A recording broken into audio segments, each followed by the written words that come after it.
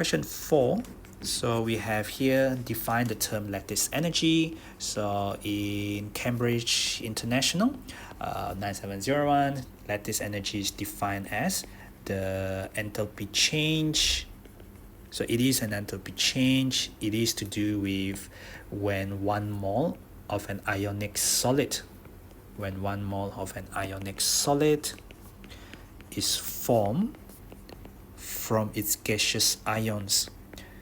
So we're talking about formation of ionic solid, which is why it has to be exothermic. Some other syllabus, depending on which curriculum you're looking at, you could be looking at lattice energy or dissociation. That is when you are breaking 1 mole of the ionic solid into the gaseous ions. Dissociation will be endothermic as a result of that.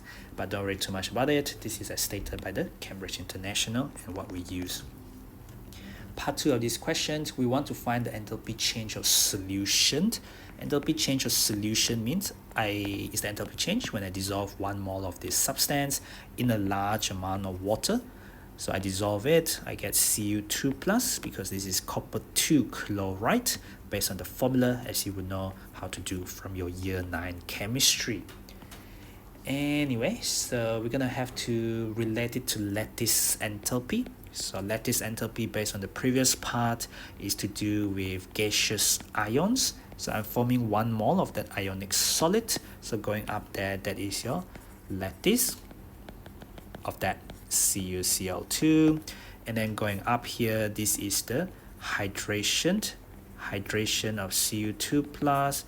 And going up there, this is the hydration of Cl minus, but multiplied by 2 because I am hydrating 2 mole of these gaseous ions to give me 2 mole of these aqueous ions. What I want is this enthalpy of solution. Apart from lattice enthalpy, the rest of these, they are all AS level definitions from your chemical energetics topic. And in terms of using this Hess cycle going this way, enthalpy change of a reaction is independent, meaning it does not depend on the path you take as long as you start from the same point and end up at the same point. So what I have then is the enthalpy of solution is going to be minus the lattice enthalpy of formation plus the hydration of Cu2 plus 2 times the hydration of Cl minus. There's the Hess cycle there. Now I just need to put in the value. So minus the lattice, which is minus 2824. Don't forget it's minus lattice, so it's minus the negative value. Hydration of the Cu2 plus, always use bracket because you never know what could go wrong, so always use bracket. Now you're ready to press into your calculator. So minus negative 2824 plus minus 2099 plus 2 times 378 negative, I get altogether minus 31 kilojoule per mole, sign, value, and unit. This is question 3A, part 3. So you're talking about the enthalpy of hydration of calcium 2 plus is minus 1579 kilojoule per mole. And then obviously given in the previous part of the question, the hydration enthalpy of copper 2 plus minus 2099 kilojoule per mole. So given that both are plus 2 charge, the only reasons why the hydration enthalpy is different must be due to the size, the ionic radius. So you say use the data booklet. So we gotta go to ionic radius. Make sure you look for ionic radius, basically the size of the ion and not the atom. So what do we see here? We have the radius of calcium 2 plus ion. So make sure you look for the right one, and make sure you got the units. The units are all in nanometer. It's stated in the table very, very clearly. The radius of copper 2 plus is part of transition metals. First row D block elements. Cu2 plus is 0.0773 nanometer. So in terms of the explanations, so both calcium 2 plus and copper 2 plus have the same plus 2 charge. we're going to be talking about charge density, so we need to relate to the fact that they both have the same charge. But actually, we cannot start a sentence with but, it's just grammatically wrong. So I'm just going to continue the sentence. But the radius of calcium 2 plus is equal to 0.099 nanometer, and the radius of Cu2 plus is equal to 0.073 nanometer. So charge density of Cu2 plus, which is charge over size, charge over volume. Volume depends on radius, so charge density of copper 2 plus is larger or is bigger than that of calcium 2 plus, therefore forms stronger ion dipole bond. This is straight from AS energetics on enthalpy of hydration, stronger ion dipole bond with water, therefore more exothermic enthalpy of hydration. Okay. Question 3, B part 1. So we're talking about electrolysis now. Electrolysis, we are using electricity to break up this thing called saturated. Saturated means it's a solution. Solution means it's in water. But then it is a concentrated solution because you dissolve it as much as possible. You learn this in O-level, so you got calcium 2 plus and Cl minus from the ionic compound. You also have H plus and OH minus from the aqueous component of water. So for the cations, it's a no-brainer. This is the one that will favor the oxidation. This means this will go to the,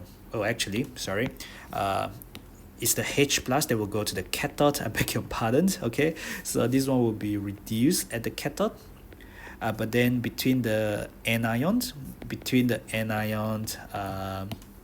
OH minus and Cl minus, because as a result of the concentration factor, then it's the Cl minus that will get oxidized at the anode and not the OH minus. Therefore, you don't get oxygen at the anode. Instead, you get chlorine at the anode, because you will get Cl minus going to Cl2 plus 2 electrons. Oxidation is loss of electrons, and obviously reduction is gain of electrons, so H plus plus electrons giving you H2, and I'm just balancing the equations. So in terms of what you get at the anode, you would get Cl2 gas, and in terms of what you get at the cathode, you will get hydrogen gas, H2. They identify the substance. I just did. I don't need to give the name whatsoever. I can give the formula. B part 2, this is about an electrolysis calculation question. It's only 2 marks, so pretty direct there. Q is equal to IT, because this is charge equal to current in ampere multiplied by the time in seconds. So be careful there. The current is already in amperes. The time is given in minutes, so I have to convert it to second. So Q is equal to 0.75 times 60 times 60. I get 2700 coulomb. I like to label my steps like that. So that's the first step. Here, because they say you're using molten calcium chloride. If you're using molten calcium chloride, we're looking at the mass of calcium form. So obviously you are no longer producing hydrogen at the cathode, because in molten calcium chloride, you don't have any hydrogen ion present, no water, just the molten ionic compound. So that thing plus 2 electrons give you calcium. So pretty straightforward, is it? Nope, not that straightforward. I think I'm missing a step there. Let's see my step 2. This is the total coulomb that passed through. So 96,500 coulomb, which is 1 Faraday. So 1 Faraday is 96,500 coulomb is for 1 mole of electrons. So 2,700 coulomb is for how many moles of electrons? Well, it's going to give me this much mole of electrons. I'm not going to calculate that. I'll just use it as it is in the next part of the question. In the next part of the question, so obviously it's finish up the calculation. So I have the mole of calcium, because I want this thing, And I have the mole of electrons that actually passes through. So the mole of calcium is to the mole of electrons. From my balance equation, 1 mole of calcium comes from 2 mole of electrons. On the right hand side is the actual mole of calcium. So it's mass of calcium over the relative atomic mass, because mass over AR is the mole that I actually obtained based on the actual mole of the electrons that passes through. So altogether, I just need to rearrange my equation, do it in 2 steps if you can't do it in 1 step. Okay, so do it 2 steps. If you want to, I'm just going to bring up the denominator to the other side, and then I'll have mass over that, which I can bring up the 40.1 to the other side as well.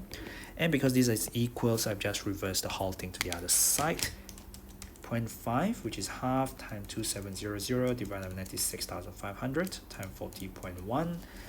I get quite a long answer, 0.56098. And given the fact that 0.75 was given to 2 significant figure, 40.1 was given to 3 significant figure, I have a choice between 2 and 3 significant figure. To be appropriate, I think I would leave it to 3 significant figure, which means if I want to read to 3 sig fig, I look at this number 9, I will increase 1 there, and this is 3 significant figure. I forgot, was this question 3 or question 2? Actually, this was question 4. I must be wrong in the previous part when I labeled it question 3. Doesn't matter. Question 4C, part 1. What is meant by entropy of a system? Entropy is a measure of disorder or randomness within a system. So fairly straightforward there.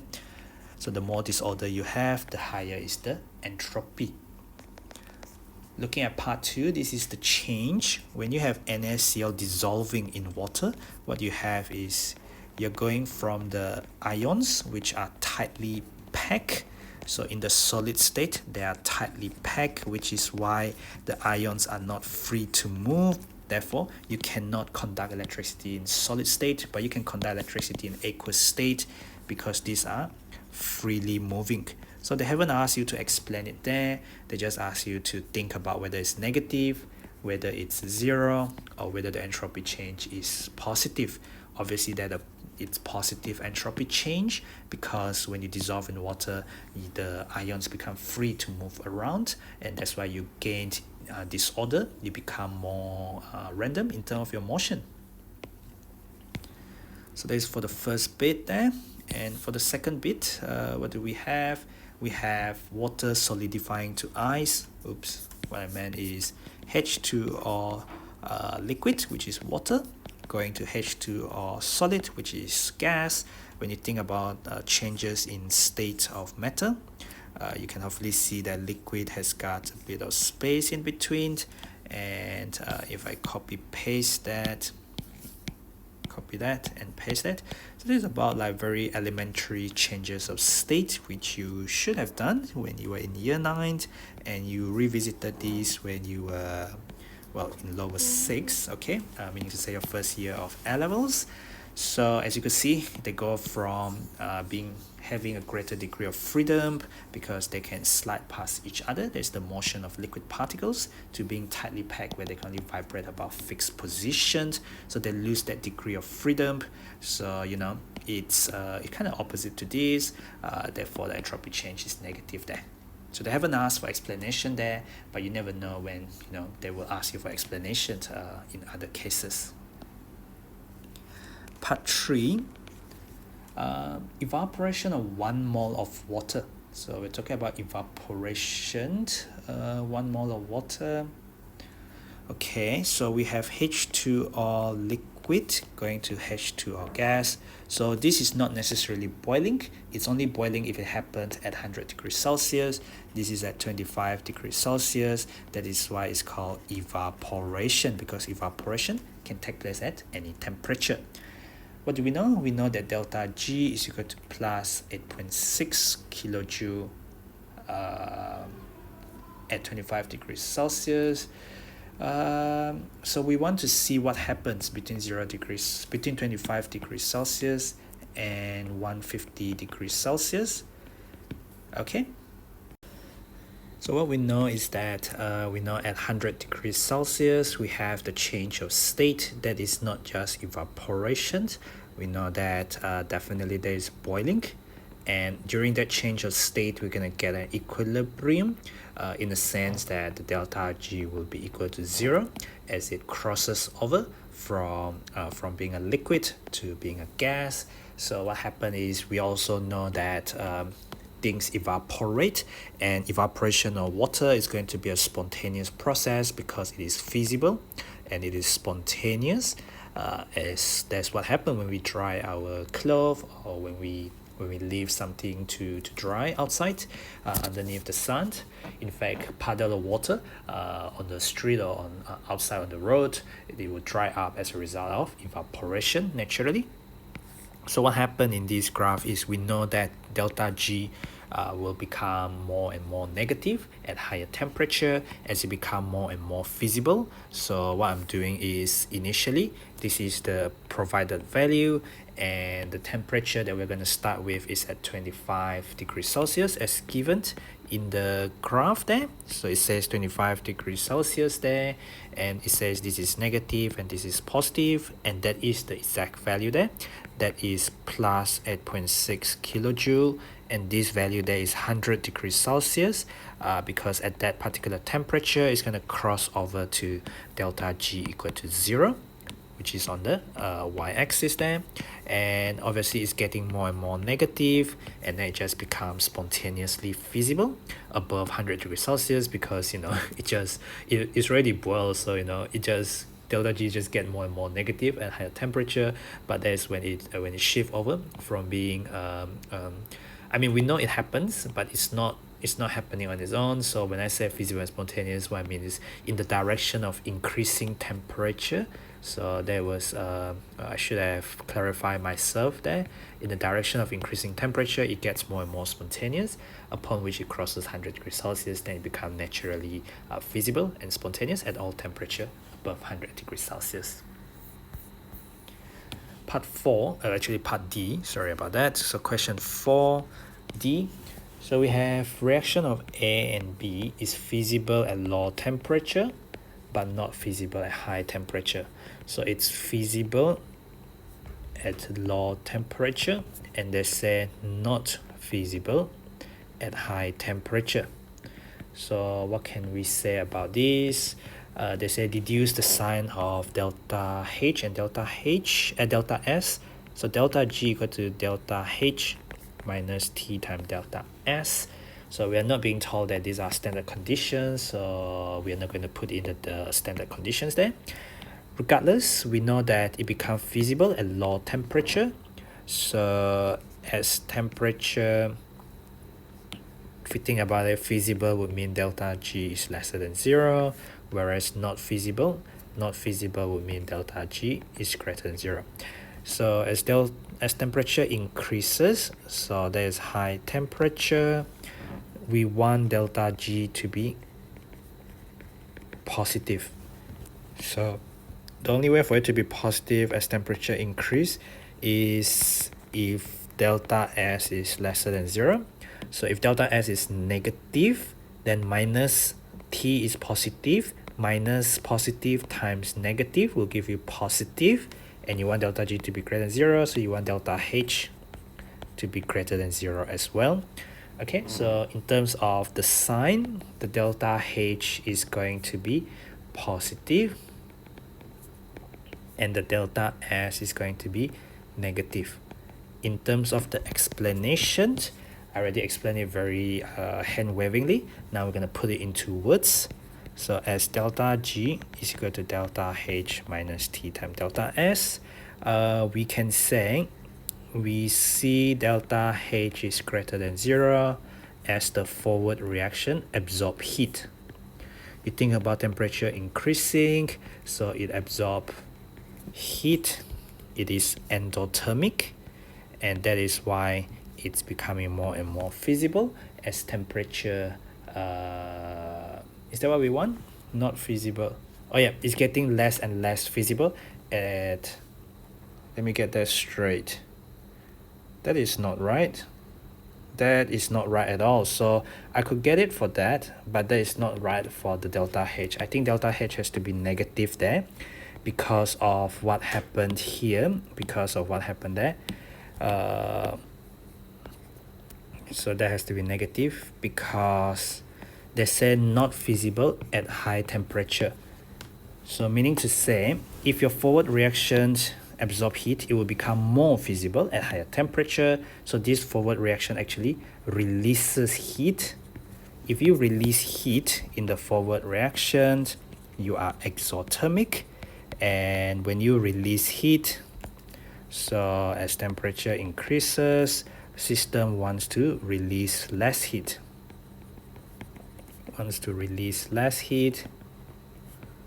Therefore, favor the backward reaction.